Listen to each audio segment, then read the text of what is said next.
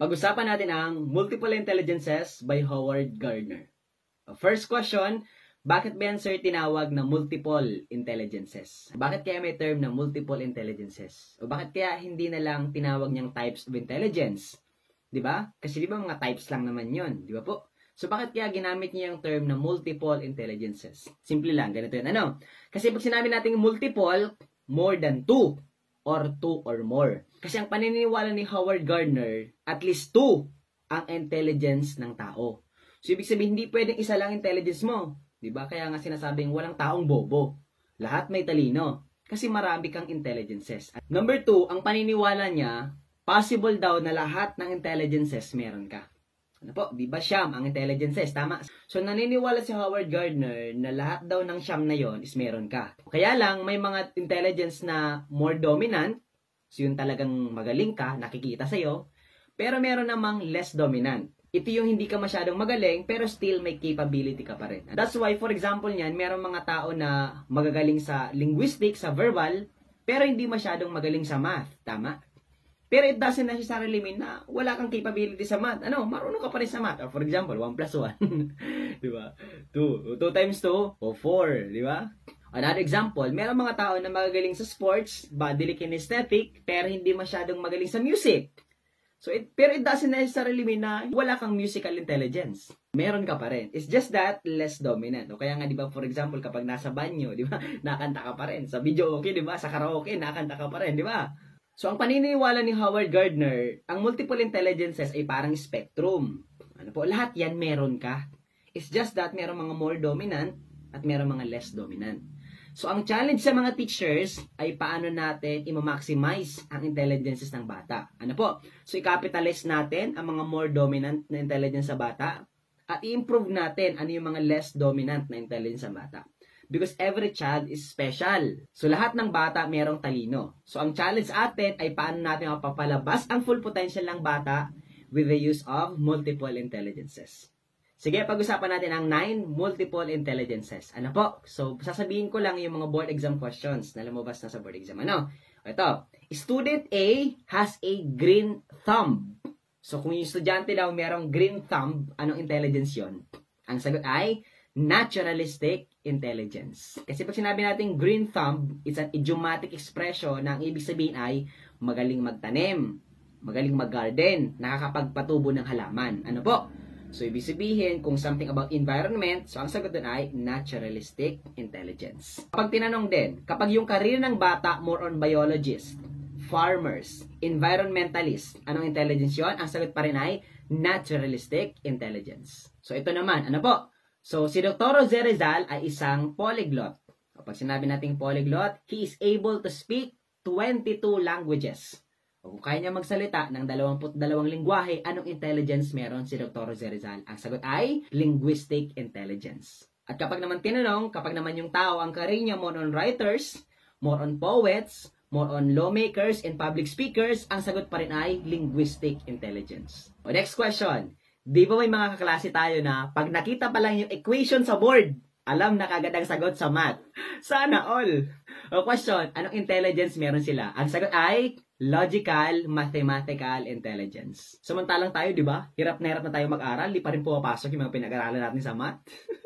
Kapag naman tinanong yung career ng bata, scientists, mathematicians, and engineers, ano pa rin yung intelligence ng bata? Ang sagot pa rin ay logical, mathematical intelligence. Kapag naman tinanong yung mga athletes, mga dancers, anong intelligence meron sila? Ang sagot ay bodily, kinesthetic intelligence. So, from the word bodily, so the use of body to perform a task. Next one, kapag naman tinanong yung mga musicians, yung mga composers, yung mga conductors, yung mga singers, ano naman ang intelligence meron sila? Ang sagot ay musical intelligence. Next naman sir, anong pinagkaiba ng intrapersonal sa interpersonal intelligence? Simple lang. Pag sinabi natin intrapersonal, may word na A, intra. So ibig sabihin magaling sa ako. Ano po? Magaling sa sarili. Samantalang pag sinabing interpersonal, so may inter, may I. So magaling naman sa I sa iba. Ano po? O magaling sa ako, intra, magaling sa I, interpersonal, magaling sa iba. So, una muna, intrapersonal. So ibig sabihin pag sinabing intrapersonal, magaling sa sarili. Ito yung kayang i-regulate ang emotion niya. At kadalasan, pag may intrapersonal intelligence ka, mataas yung EQ mo. Kaya kaya mong i-regulate ang emotion mo. So, example ng intrapersonal intelligence, so kasama din yung mga psychologists, kasama din yung mga philosophers. Ano? At actually, meron ka rin yan, di ba? Pero lumalabas lang yan kapag alas 10, di ba? Kasi kapag alas 10, nagre-relapse ka, ano? So, iniisip mo yung mga mangyayari sa buhay mo. Yung mga past, present, and future, di ba? So, meron ka din yan. Next one naman ay interpersonal intelligence. O pag sinabing interpersonal o magaling sa iba. Ano po? So example niya, ito yung mga magaling mag-sales talk. At kahit hindi mo naman talaga gusto yung produkto, pero dahil magaling siyang magsalita, ibibilhin mo na lang yung produkto. Ano? So si teacher, for example, meron din yan. Ano? Magaling tayong magsalita sa mga bata. Ano po? So that is interpersonal intelligence. Kaya nga pag tinawag siyang interpersonal, it means interaction between persons. Ano po? So kaya siya tinawag na interpersonal. Interaction between persons. Next naman ay spatial intelligence or spatial intelligence. So simple lang, pag sinabi natin spatial intelligence or spatial intelligence, that is the ability to see things in your mind. Nakikita mo yung mga bagay-bagay sa isipan mo. Ano po? So in short, pag sinabi spatial intelligence, magaling mag-imagine. Ano po? Kaya nga 'di ba ang mga karera ng mga merong spatial intelligence is kasama diyan pagiging designers, architects. Bakit ba yan, sir, kasi tinawag na spatial intelligence? The word spatial or spatial comes from a Latin word spatium, which means space. Space, espasyo. O, tingnan mo yung Earth is a space. Anong meron sa Earth? Lines, colors, and shape. O kaya nga 'di ba, ang mga merong spatial intelligence, magaling sila mag-imagine. They are able to connect shapes, colors, lines. Kaya nga, magaling sila sa art. Ano bang meron sa art? Lines, colors, and shapes. Okay, last na pag-uusapan natin ay existential intelligence. Kapag sinabing existential intelligence, ito po yung kakayahan ng tao na maintindihan ang bigger picture of life. Kaya nga, from the word existence, so you're able to answer the bigger questions of life. Kaya mong masagutan yung mga tanong na hindi kayang sagutan ng mga ordinaryo mga tao. Like for example, why do we exist? What is the purpose of life? What happens after death? Why do people suffer? Ay kapag yung bata kayang sagutin yung mga ganyang mga tanong, ano po? So ibig sabihin yung bata merong existential intelligence. Kasi may mga tao talaga na kayang i-explain ang mga mahirap na mga tanong na yan. Ano? So may mga alam sila about life.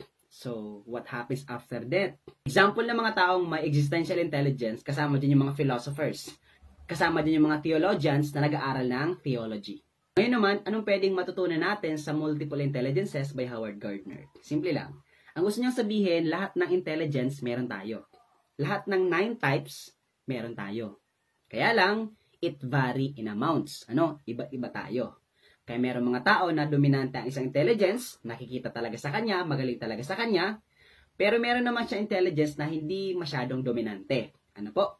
So, number 2, ang pwede nating matutunan dyan is, sa ating mga professional teachers, we have to recognize and capitalize kung ano yung more dominant intelligence ng bata. But number 2, we have to spot kung ano yung intelligence na less dominant sa kanya and think ways in intervention kung paano ma-improve ang less dominant para at least mapalabas mo ang full potential ng bata, maging holistic ang bata. Last na pwedeng matutunan natin ay, walang estudyanteng bobo. Ano? Lahat tayo may talino. Kaya lang, iba't iba lang tayo ng intelligences. Because every child is special and we are all unique. Okay, yun na muna ang pag-uusapan natin sa Multiple Intelligences by Howard Gardner.